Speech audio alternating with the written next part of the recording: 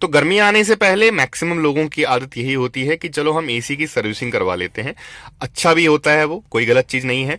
But बहुत सारी ऐसी चीज़ें हैं जो आप घर बैठे आराम से कर सकते हैं विदाउट एनी चार्जेस, कोई बिना लेबर चार्जेस दिए, कोई बिना स्पेशल टूल्स यूज़ किए। और अगर आप ये दो काम कर लेते हैं घर पे ही रह के, आपके एसी सिस्टम की आपको ये डैशबोर्ड वैशबोर्ड खुलवाने की कभी नौबत ही नहीं आएगी। सिस्टम हमेशा अच्छे से परफॉर्म करता रहेगा। और वो दो चीज़ें बेसिक हैं, आपका एसी फिल्टर या तो क्लीन करना या आप उसको रिप्लेस कर देना। क्योंकि आपका एसी फिल्टर जो होता है वो आपकी कॉइल को डैमेज होने से बचाता है। ये आपको कोई नहीं बताता। कारण क्या है, एसी फिल्टर जितनी भी डेब्रिज आपकी आउटसाइड से आ रही होंगी, एटमॉस्फेयर से या फिर बाहर से, जहां से भी आपकी डेब्रिज वगैरह जितनी भी आ रही होंगी, वो कॉइल पे इकट्ठा नहीं होंगी, वो जाके फिल्टर पे चिपक जाएंगी। उसकी वजह से कॉइल पे कुछ भी इकट्ठा नहीं होगा। और डैम्पनिंग की वजह से होता क्या है कि वहां पे मॉइस्चर इकट्ठा होता है, मान लो डेब्रिज वहां पत्ते वगैरह उसके कॉइल के ऊपर में चिपक जाते हैं, तो रस्टिंग वगैरह होना शुरू हो जाती है। उसकी वजह से कॉइल डैमेज होती है। तो आपकी कॉइल को डैमेज होने से एसी फिल्टर बचा लेता है। और दूसरा जो आपको काम करना वो यही करना है कि हर 15 दिन में 20 दिन में आप अपने कंडेंसर के ऊपर में पानी मार लीजिए विदाउट बम्पर खोले। मैं आपको अभी गाड़ी में करके दिखाऊंगा, क्योंकि काफी लोगों के क्वेश्चन आए थे मेरी वीडियोस में कि यार बिना बम्पर खोले कैसे करेंगे, ये भी आप हमारे को बता दो। तो हर गाड़ी में आपको एसी के जो फिल्टर है उसकी लोकेशन अलग अलग जगह मिलेगी। किसी किसी गाड़ी में क्या होता है कि डैशबोर्ड के देखो मिलेगी, डैशबोर्ड के नीचे ही आपको, भले ही लेफ्ट साइड में भले ही राइट साइड में। मतलब किसी किसी गाड़ी में इस तरफ होती है, यहाँ पे जस्ट मतलब जो आपका कंसोल लग रखा है यहाँ राइट साइड में होती है। किसी किसी गाड़ी में इस तरफ होती है। अभी जैसे मेरे पास मारुति की वैगनार है, तो वैगनार में आप देखेंगे नीचे की साइड में यहाँ पे कोई फिल्टर ही नहीं आता था। ये ओल्ड मॉडल वैगनार है, ऑल्टो में भी ऐसे तरह का रहता था। तो ये मैंने ढक्कन यहाँ पे काट रखा है। हालांकि ये टेम्परेरी जुगाड़ बनाया था मैंने, अब इसको परमानेंट आपको करके दिखाऊंगा, क्योंकि इस गाड़ी का डैशबोर्ड ऑलरेडी मैंने खोलना शुरू ही कर दिया है। तो इसमें आप देखेंगे कॉइल जो है ना, ये डैमेज होना शुरू हो चुकी है, क्योंकि जितने भी पत्ते वगैरह थे बाहर से, धूल मिट्टी वगैरह सब जो है वो कूलिंग कॉइल पे चिपकना शुरू हो चुकी है। तो इस कूलिंग कॉइल को आप बिना रिमूव किए, डैशबोर्ड बिना रिमूव किए कैसे क्लीन कर सकते हैं वो भी मैं आपको अब एक वीडियो देने वाला हूँ, ऑलरेडी देने वाला हूँ जल्दी ही। तो ये कूलिंग कॉइल पे आप देखेंगे बहुत सारे पत्ते वगैरह इकट्ठे हो रखे हैं, और यही कारण है कि आपके कूलिंग कॉइल डैमेज होती है और बाद में डैशबोर्ड खोलने की नौबत आ जाती है। ध्यान रखने वाली बात यह है कि कुछ नई गाड़ियां भी होती हैं, मैं बिल्कुल नई गाड़ियों की बात कर रहा हूं, उनमें एसी फिल्टर लग के नहीं आता है। अब डीलर निकाल लेते हैं या फिर लगाते ही नहीं है, वो वाला पता नहीं मुझे क्या फंडा है उन चीज़ों का। बट एसी फिल्टर जैसे आप बिल्कुल ब्रांड न्यू कार खरीदते हैं तो वहाँ पे आप चेक करना बहुत ज़रूरी है कि आपकी गाड़ी में एसी फिल्टर लगाया या नहीं लगा है। अगर वहाँ पे नहीं लगाया है तो आपको डीलर से वो लगवाना है। और आप कभी भी अगर नई गाड़ी खरीदते हैं, जिस टाइम पे डिलीवरी लेते हैं, उस टाइम पे सबसे पहला काम आपको यही चेक करना है कि एसी फिल्टर आपकी गाड़ी में लगाया या नहीं लगाया, क्योंकि यही आपकी कूलिंग कॉइल को डैमेज होने से सबसे पहले बचाता है। यही फर्स्ट वॉरियर रहता है कूलिंग कॉइल को बचाने में। और मेरे पास में दूसरी गाड़ी जो है वो रेनो क्विड है, तो उसके ऊपर मैं ऑलरेडी वीडियो बना चुका हूँ कि फ़िल्टर वगैरह कैसे चेंज करते हैं, वो आप वीडियो देख सकते हैं, ऑलरेडी मैंने बना रखी है। तो ये अभी फिल्टर वगैरह आपको मैं लगा के दिखाऊंगा इस गाड़ी में परमानेंट सोल्यूशन कैसे कर। अब ये बीट है, इसकी लोकेशन मैं आपको फिल्टर की बता देता हूँ। ये ग्लव बॉक्स आप खोलेंगे, ग्लव बॉक्स खोलने के बाद में अंदर में होती है। अब बीट का अगर ग्लव बॉक्स आपको रिमूव करना है तो बहुत ईजी होता है।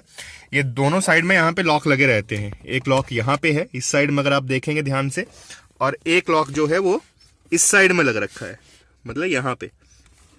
तो ये दोनों लॉक आपको प्रेस करने पड़ेंगे, मतलब दोनों हाथों से इस तरफ से प्रेस करके फिर आपको लॉक खोलने पड़ेंगे। तो ये लॉक मैंने अभी रिमूव कर लिए हैं। एक ये लॉक लगा रहता है और एक ये लॉक लगा रहता है। मतलब आपको खाली प्रेस करना है, इसको इस तरह से प्रेस करना है दोनों हाथों से, और उसके बाद में नीचे आ जाएगा।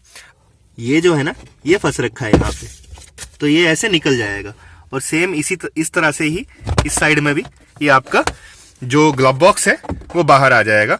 और अभी इजी टू वर्क है, मतलब अब बहुत इजीली हो जाएगा। तो ये आपकी ब्लोअर मोटर लग रखी है, और ब्लोअर मोटर के जस्ट ऊपर में यहाँ पे आपके फिल्टर की लोकेशन है, एसी के फिल्टर की। इस गाड़ी में, हर गाड़ी में अलग अलग रहती है। अब मेरे पास में हर गाड़ी तो है नहीं तो मैं आपको दिखा पाता।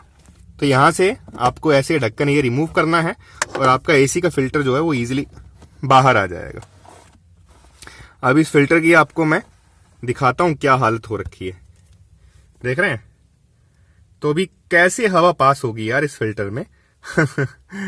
तो अगर हम इस फिल्टर को अभी क्लीन करके या फिर धो के इसको वापस लगाते हैं तो वो सबसे बड़ी बेवकूफ़ी होगी, क्योंकि अगर 100-200-300 रुपये का अगर फिल्टर आता भी है उसको चेंज कर देते हैं तो बेटर रहता है। क्योंकि 6-7 लाख रुपए की अगर आपने गाड़ी रखी है और 300 रुपये के फिल्टर के लिए आप बिना मतलब के पचड़ों में पड़ते हैं तो वो अच्छी चीज़ नहीं है। और दूसरा मैं बता दूं कि मान लो अगर ये फिल्टर नहीं होता तो आप देख रहे हैं जितनी भी ये धूल मिट्टी है सारी जाके आपकी कॉइल के ऊपर में चिपकती, और वहाँ पे पानी बनता है कंडेंसेशन की वजह से, उसकी वजह से मिट्टी वहाँ पे चिपकी रहती है और वो बाद में रस्ट का कारण बनती है, तो मतलब कॉइल को डैमेज करती है। तो इसको रिप्लेस करना ज़्यादा बेहतर रहता है, और उससे ज़्यादा इसका होना बहुत ज़रूरी है। मतलब मान लो अगर आपका फ़िल्टर है ही नहीं वहाँ पे, तो आप समझ लो कि बहुत बड़ा नुकसान होने वाला है आपका। तो सबसे पहला काम आपको यही करना है, आपकी गाड़ी में चेक करना है कि फ़िल्टर है भी या नहीं है, क्योंकि हम बेधड़क चलाते रहते हैं गाड़ी और हमारे को ध्यान ही नहीं होता इन चीज़ों का। ये छोटी छोटी चीज़ें रहती हैं। तो ये नया फ़िल्टर मैं लेके आया हूँ, क्योंकि पुराने वाला तो हमारा काम नहीं आएगा, और इसको हम लगाएंगे अभी गाड़ी में। पर इसमें जो खास चीज़ ध्यान रखने वाली होती है वो ये देखेंगे आप, यहाँ पे लिख रखा है अप, मतलब ये वाली साइड अप रखनी है। एयर फ्लो का जो डायरेक्शन है वो इस तरफ है, मतलब एयर फ्लो नीचे की तरफ में है। तो एयर फ्लो का डायरेक्शन आपको देखना बहुत जरूरी होता है, और उसको पता करना बहुत जरूरी होता है कि एयर फ्लो किस तरफ में है। क्योंकि अगर आप उल्टा इसको लगा देंगे तब ये काम तो करेगा, अपना काम करेगा, मतलब जो इतना भी बाहर से डेबरीज आ रही है उनको फिल्टर तो ये करेगा, बट प्रॉब्लम क्या होगी, आपके जो वेंट्स में से हवा जो है वो कम आना शुरू हो जाएगी, या फिर ना के बराबर आना शुरू हो जाएगी, और आप सोचेंगे कि पता नहीं मेरे एसी सिस्टम में क्या दिक्कत हो गई। तो अगर आपके वेंट्स में अगर हवा कम आती है, तब आपको या तो फिल्टर की डायरेक्शन देखनी है, और साथ में आपको देखना है कि कहीं आपका फिल्टर चोक तो नहीं है, आपके एसी वेंट्स में से हवा बराबर आना शुरू हो जाएगी। तो एयर फ्लो चेक करने की ऑलरेडी मैं वीडियो बना चुका हूं, डिस्क्रिप्शन में आपको मैं लिंक दे दूंगा, आपको बहुत अच्छे तरीके से समझ में आ जाएगा, आप वहां पे जाके एक बार चेक कर सकते हैं। तो अभी ये मैंने फिल्टर अपना इंसर्ट कर दिया है, अप लिखा है यहाँ पे, और एयर फ्लो नीचे की तरफ में, जहां पे एयर की डायरेक्शन होगी वहीं पे एरो का मार्क रहेगा। तो ये फर्स्ट और बहुत इंपॉर्टेंट जॉब जो है वो हमारी पूरी हो चुकी है। अभी हम हाउसिंग वगैरह अपनी वापस लगा देंगे और अपनी नेक्स्ट जॉब की तरफ में चलेंगे। तो ये बहुत आसान काम है, आप आराम से घर पे बैठ के कर सकते हैं, कोई मुश्किल नहीं आती। अभी हमारा जो दूसरा काम है वो कंडेंसर क्लीन करना है, और ये जो ग्रिल है इसके अंदर में आप देखेंगे यहाँ सबसे सामने में आपका कंडेंसर लगा है, एसी का कंडेंसर जो होता है। तो हर गाड़ी की ग्रिल अलग होती है, और नीचे में भी यहाँ पे ग्रिल है, तो यहाँ पे स्पेस थोड़ा ज़्यादा है, तो यहाँ पे ईजिली हम पानी मार सकते हैं। याद रखिएगा कि कोई सी भी गाड़ी हो आपकी, जरूरी नहीं है कि ऐसी ग्रिल हो, कोई सी भी गाड़ी हो, पर याद रखिएगा उसमें ग्रिल हमेशा आपको मिलेगी, क्योंकि कंडेंसर की तरफ में एयर फ्लो होना बहुत जरूरी होता है। इसीलिए हर मैन्युफैक्चरर ने वहाँ पे एक स्पेस प्रोवाइड किया होता है, ताकि जो बाहर की हवा है एटमॉस्फेयर की वो इस ग्रिल के थ्रू होके जा सके। तो आपको वहां पे स्पेस मिल जाएगा। इसी तरह की आपको वाटर पाइप लेनी है, वाटर पाइप लेके आपको पानी स्प्रे कर देना है। घर पे ही आप कर सकते हैं आराम से, गार्डन होस के साथ। थोड़ा सा वक्त जरूर लगता है, बट आपके काफी पैसे बचते हैं और सेटिस्फेक्शन मिलती है। सेटिस्फेक्शन मैं इसलिए बोलूं क्योंकि आप खुद अपना काम कर रहे हैं और उसमें मजा ये लगे। संडे टू संडे कर लीजिए, हर वीकेंड पे कर लीजिए, बहुत अच्छा रहता है। इसमें कोई आपको नुकसान नहीं होने वाला है, हमेशा आपको फायदा ही मिलने वाला है, क्योंकि आपका एसी सिस्टम हमेशा अच्छा परफॉर्म करता रहेगा और उसको कभी भी खोलने वोलने की नौबत नहीं आएगी। तो इतना सारा काम करने के बाद में आपको मैं अभी इसकी एसी की परफॉर्मेंस दिखाता हूँ कितनी ज़बरदस्त दे रहा है। हालांकि इस सिस्टम में मैंने गैस भी टॉपअप की है हल्की सी, और वो गैस टॉपअप करने की भी वीडियो आपको मैं जल्द देने वाला हूँ। और उसके बाद में इसकी कूलिंग कैसी आ रही है, वेंट्स के ऊपर मैं टेम्परेचर चेक करवाता हूँ कि कितना टेम्परेचर ये गाड़ी जो है वो इतना सा करने के बाद में दे रही है।